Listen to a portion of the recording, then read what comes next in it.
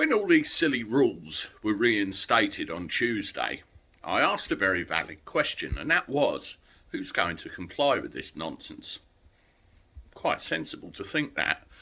And we've had discussions over the last couple of days, and people have made observations, and we get the general picture of what's going on.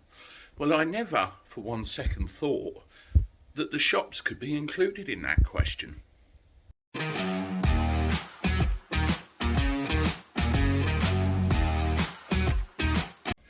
How do everyone? Welcome back to the channel for a Thursday. We're nearly at the weekend, just one day to go. Woohoo, woohoo.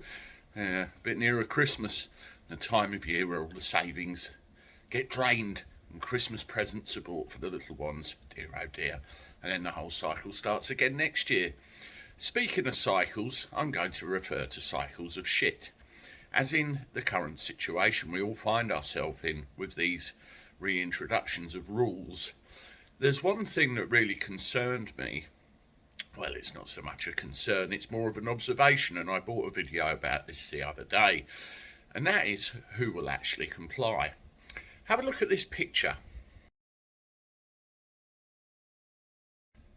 This gentleman is called Ian. He's the manager of a co-op in a town somewhere in England. And I wanted to draw your attention to this, and before anybody moans about me using somebody's face in a public video, where do you think I got this from in the first place? A video that's been made public domain, so I will bring it to your attention. I've put the video on my Twitter feed so you can actually see it in more detail. But Ian decided that he was going to refuse to serve somebody in his shop because they wouldn't put one on, and refused and said, I don't need to tell you anything, which he's well within his rights to do. And Ian turned around and said, well, I have the right to refuse to serve you. Okay, thank you, Ian. That's money the co-op just lost. Well, I think that Ian must have lost the letter from head office, because look what I found this morning.